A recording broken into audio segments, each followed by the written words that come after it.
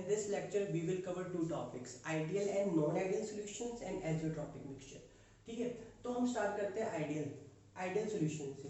पहली बात, हमने आइडियल जैसे वर्ड आता है तो हम लोगों के माइंड में क्लास 11 की आइडियल गैस इक्वेशन जरूर याद आती है कि ideal gas equation PV0 ideal gases हमने 11th में पढ़ा था कि ऐसी कोई गैसेज नहीं होती, कोई भी 100% आइडियल गैसेज नहीं होती। सिमिलरली कोई भी सोल्यूशन आइडियल सोल्यूशन नहीं कहलाता। ठीक है, तो स्टिल हम ideal and non ideal solutions की डेफिनेशंस के ऊपर फोकस करेंगे। सबसे पहले आइडियल सॉल्यूशंस कौन से होते हैं? आइडियल सॉल्यूशंस आर दो solution which obeys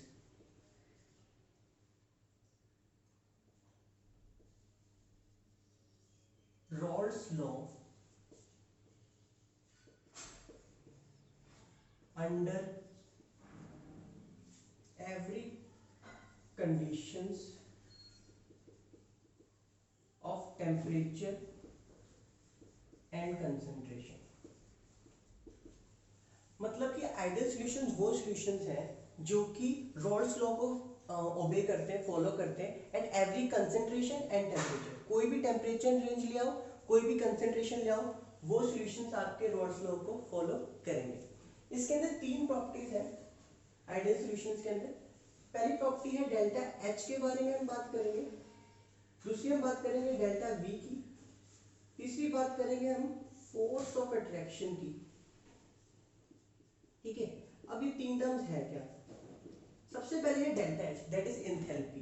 ideal gases के लिए डेल्टा एच की वैल्यू क्या होती है? 0। मतलब कि ना कोई हीट इवॉल्व हो रही है, ना ही कोई हीट एब्जॉर्ब हो रही है। ठीक है, किसके लिए? आइडियल सॉल्यूशंस के लिए। अभी मैं किसकी बात कर रहा हूँ? अभी मैं बात कर रहा हूँ आइडियल सॉल्यूशंस के लिए। ठीक है, आइडियल सॉल्यूशन डेल्टा एच इसकी क्या होगी? 0। Similarly delta v is equal to 0, मतलब कि चेंज इन वॉल्यूम। जब आपने सोल्यूट और सॉल्वेंट को मिक्स किया और क्या बनाया? आइडियल सॉल्यूशन बनाया, आपके वॉल्यूम के अंदर कोई चेंज नहीं आया। ठीक है, ना ही आपके हीट में कोई चेंज आया, मतलब कि ना ही कोई हीट एब्सॉर्ब हुई, ना ही कोई रिलीज हुई, मतलब ना ही वो रिएक्शन एक्सोथर्मिक है, ना ही वो एंडोथर्मिक है। ठीक है, और फोर्स ऑफ अट्रैक्शन, मान लो मेरे पास एक सॉल्वेंट है A और मेरे पास सोल्यूट है B, और मैंने इससे क्या बना दिया? एक सॉल्यूशन AB।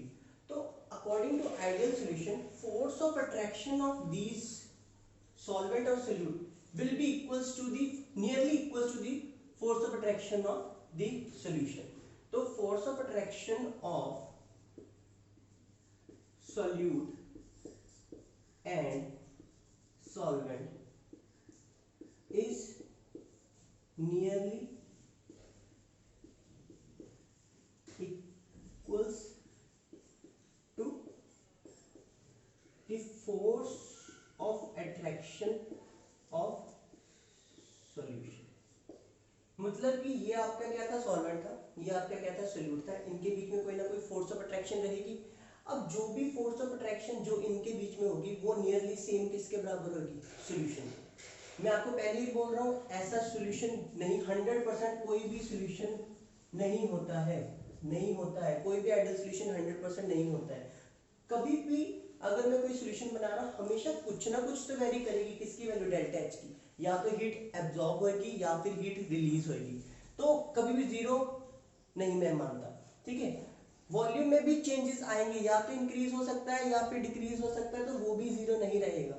ठीक है, फोर्सेस ऑफ अट्रैक्शन भी चेंज होएगी। सॉल्यूट और जैसे ये रिएक्टेंट है, प्रोडक्ट है, ऐसा नहीं होगा कि रिएक्टेंट और प्रोडक्ट की force of attraction nearly same रहे। ठीक है, तो मेरे आइडियल सॉल्यूशंस क्या होते हैं? जो कि इन 3 प्रॉपर्टीज को फॉलो करते हैं। पहली बात तो वो रॉल्स लॉ को फॉलो करेंगे, दूसरा उनकी डेल्टा एच की वैल्यू 0 रहेगी, डेल्टा वी की वैल्यू 0 रहेगी, और force of attraction of reactant and products are nearly same. ठीक है, हम अगर इनकी ग्राफ की बात करें तो देखो, मैंने क्या बात की थी कि रॉल्स लॉ क्या कहता था?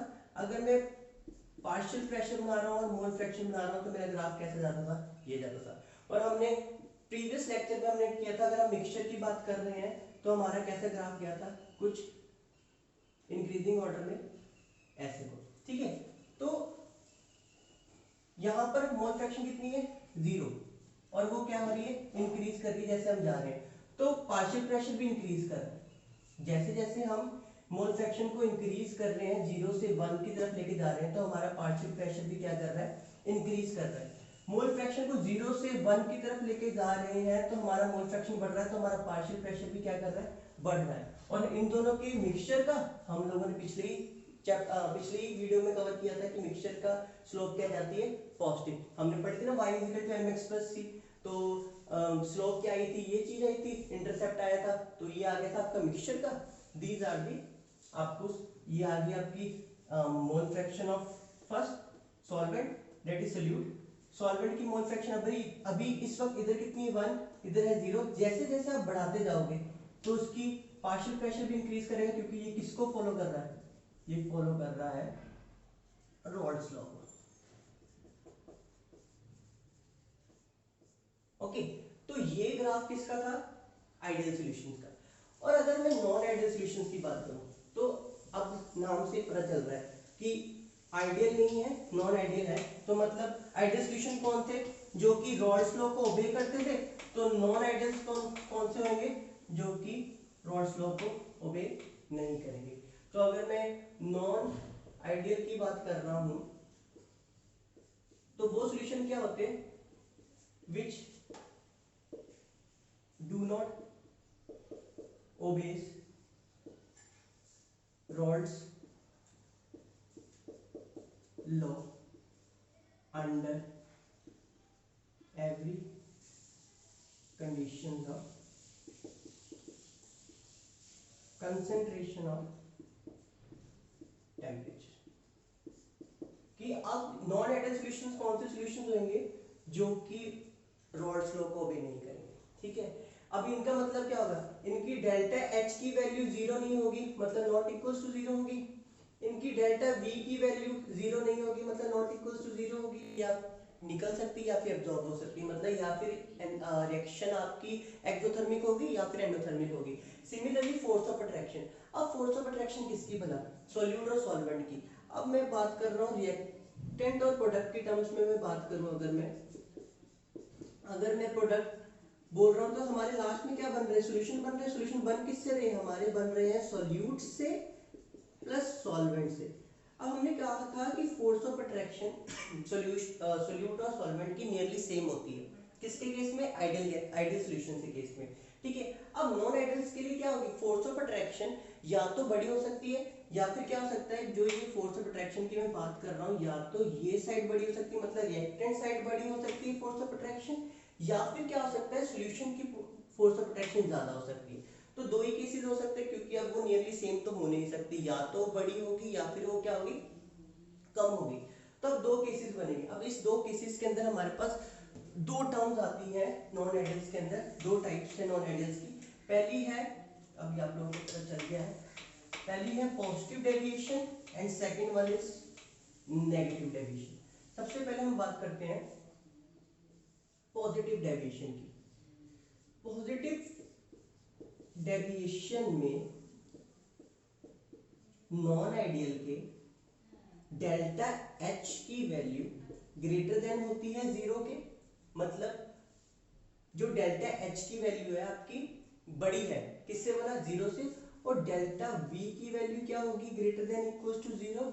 और जो फोर्स ऑफ अट्रैक्शन है, फोर्स ऑफ अट्रैक्शन जो है हमारी किसकी भला, रिएक्टेंट की। अब रिएक्टेंट आप लोगों को पता चल गया होगा, सोल्यूट और सॉल्वेंट, वो क्या होते हैं, बड़े होते हैं, किससे, फोर्स ऑफ अट्रैक्शन ऑफ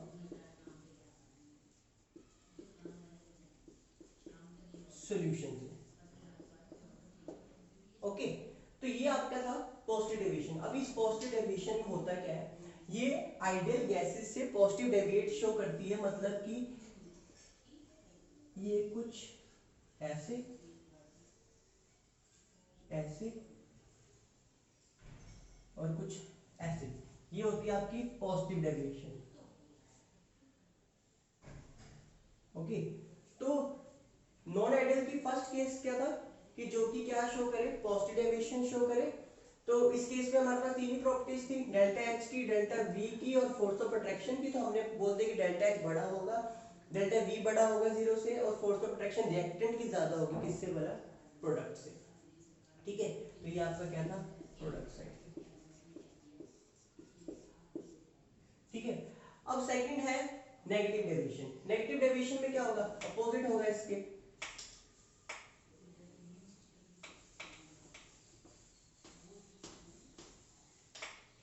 अब सेकंड क्या है हमारे पास, नेगेटिव डेविएशन। नेगेटिव डेविएशन में हमारे पास क्या होगा कि हमारी जो डेल्टा एच की वैल्यू है वो लेस देन होगी जीरो से, मतलब अब जीरो से बड़ी है, जीरो बड़ा है, और डेल्टा वी की वैल्यू लेस देन होगी जीरो से। और C, force of attraction product side की, फोर्स ऑफ अट्रैक्शन किसकी भला, प्रोडक्ट साइड की, अब क्या होगी, ज्यादा होगी, किससे भला, force of attraction reactant side से। ठीक है, अब क्या डेविएशन शो करेगी, अब वो शो करेगा नेगेटिव डेविएशन। अगर मैं नेगेटिव डेविएशन की बात कर रहा हूं तो अब वो कैसी होगी, ऐसे, ऐसे और ऐसे। तो हम लोगों ने पढ़ लिया आइडियल सॉल्यूशंस क्या होते हैं, जो रॉल्स लॉ को ओबे करते हैं। तीन कंडीशन थी, डेल्टा एच, डेल्टा वी और फोर्स ऑफ अट्रैक्शन। आइडियल के लिए वो डेल्टा एच भी जीरो होता है, कोई चेंज नहीं आएगा एंथैल्पी में, वॉल्यूम भी जीरो रहता है कि कोई चेंज नहीं आएगा वॉल्यूम में, और फोर्स ऑफ अट्रैक्शन प्रोडक्ट और रिएक्टेंट की नियरली सेम होती है, मतलब सोल्यूट और सॉल्वेंट की फोर्स ऑफ अट्रैक्शन नियरली किसके बराबर होती है, सॉल्यूशन के बराबर होती है। फिर हमने पढ़ा non ideal solution. Non ideal solution में हमने बोला कि वो रॉल्स लॉ को नहीं फॉलो करता, मतलब कि या तो उसकी डेल्टा एच की वैल्यू जीरो नहीं होगी, not equal to zero, not equal to zero, force of attraction nearly same नहीं होगी, तो या तो बड़ी हो सकती है या फिर छोटी हो सकती है। अगर वो बड़ी होगी तो पॉजिटिव डेविएशन, अगर छोटी हुई तो नेगेटिव डेविएशन। तो ये सब कुछ तो था हमारा किसके बारे में, आइडियल और नॉन आइडियल सॉल्यूशंस के बारे में। अब है हमारे पास आज लेक्चर 3 का last topic, that is azeotropic mixture. बहुत इंपॉर्टेंट, बहुत बार पूछा गया है, what are azeotropic mixtures. Azeotropic mixtures basically वो मिक्सचर्स होते हैं जिनका बॉइलिंग पॉइंट कांस्टेंट रहता है। It is a mixture of two liquids, two or more than two liquids which have constant boiling point, constant boiling point and composition।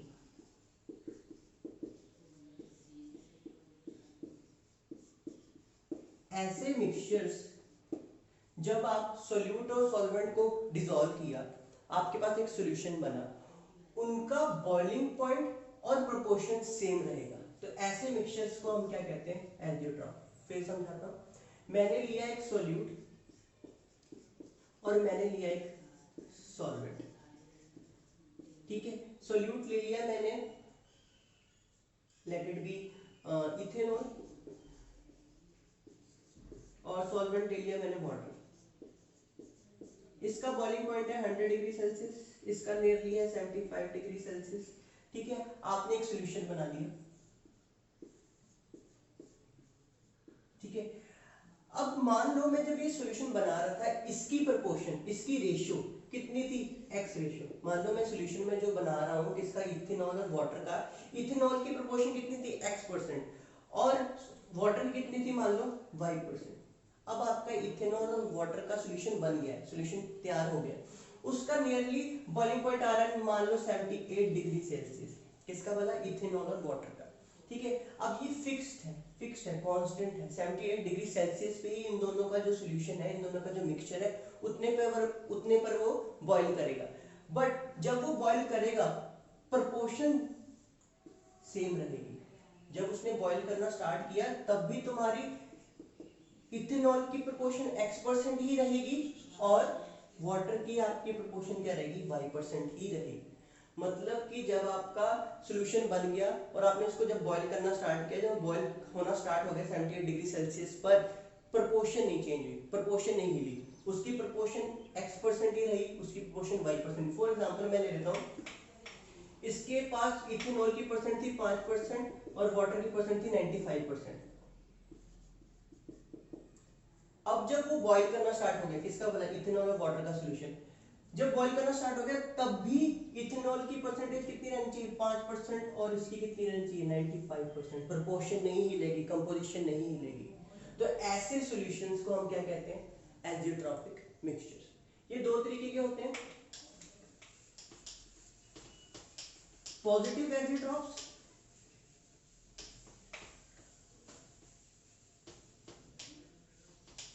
और first one is positive azeotrope, second one is negative azeotrope. Positive azeotrope कौन से होते हैं, positive azeotrope वो azeotropes होते हैं जब आपका सॉल्यूशन बन गया, जब आपका एजियोट्रॉपिक मिक्सचर बन गया, उसका जो बॉइलिंग पॉइंट आया वो क्या हो, किसी भी कॉन्स्टिट्यूएंट से, किसी भी, या कॉन्स्टिट्यूएंट मतलब सॉल्यूट और सॉल्वेंट से कम हो। मान लो मेरे पास x और y था, ये मेरे पास सॉल्यूट था और ये मेरे पास क्या था, सॉल्वेंट था, और ये मेरे पास एजियोट्रॉपिक मिक्सचर बन गया। ठीक है, इसका बॉइलिंग पॉइंट है मान लो 70 डिग्री सेल्सियस, इसका है मान लो 90 डिग्री सेल्सियस। ठीक है, अब जो मेरा एजियोट्रॉपिक मिक्सचर आया उसका बॉइलिंग पॉइंट आया 65 डिग्री सेल्सियस, 65 या फिर मान लो 85 डिग्री सेल्सियस। ठीक है, अब जो ये 85 डिग्री सेल्सियस है, किसी एक कॉन्स्टिट्यूएंट से, चाहे वो सॉल्यूट हो या फिर सॉल्वेंट से, अगर वो कम आया मतलब देखो 85 कम है ना 90 से, तो वो कौन सा एजियोट्रॉप होगा, पॉजिटिव एजियोट्रॉप। अपोजिट, मेरे पास x था सॉल्यूट, y था सॉल्वेंट, z बन गया। ठीक है, और मेरे पास क्या आया, अगेन यही ले लेता हूँ 70 डिग्री सेल्सियस और 90 डिग्री सेल्सियस। अब ये बॉईल करना स्टार्ट हुआ 110 डिग्री सेल्सियस पे। ठीक है, अब ये आपका सॉल्यूट था, ये आपका क्या था, सॉल्वेंट था, ये आपका क्या, एजियोट्रॉपिक मिक्सचर। अब जो ये एजियोट्रॉपिक मिक्सचर है, ये भी बॉईल करना स्टार्ट हुआ किस पे, 110 डिग्री सेल्सियस। अब ये 110 डिग्री सेल्सियस दोनों कॉन्स्टिट्यूएंट से, सॉल्यूट और सॉल्वेंट से बड़ा है, तो ऐसे एजियोट्रॉप्स को हम क्या कहते हैं, नेगेटिव एजियोट्रॉप। पॉजिटिव एजियोट्रॉप मतलब क्या दिखाएंगे, वो पॉजिटिव डेविएशन, और नेगेटिव एजियोट्रॉप क्या दिखाएंगे, नेगेटिव, जो भी इस केस में। ठीक है, तो ये था हमारा लेक्चर नंबर 3, जिसके अंदर हमने दो टॉपिक्स कवर किए, ideal and non ideal solutions and azeotropic mixture. बहुत इंपॉर्टेंट है। लेक्चर नंबर 4 में हम कवर करेंगे हेनरीज लॉ और पूरा पढ़ेंगे सॉल्युबिलिटी के बारे में और हेनरीज लॉ के बारे में, और नियरली 6 और 7 लेक्चर्स तक हमारा ये चैप्टर खत्म हो जाएगा, क्योंकि जो मेरे 5, 6 और 7 लेक्चर होंगे वो टोटली किसके ऊपर होंगे, क्वालिटेटिव प्रॉपर्टीज पे, जो कि मोस्ट इंपॉर्टेंट टॉपिक है इस चैप्टर का। So stay tuned.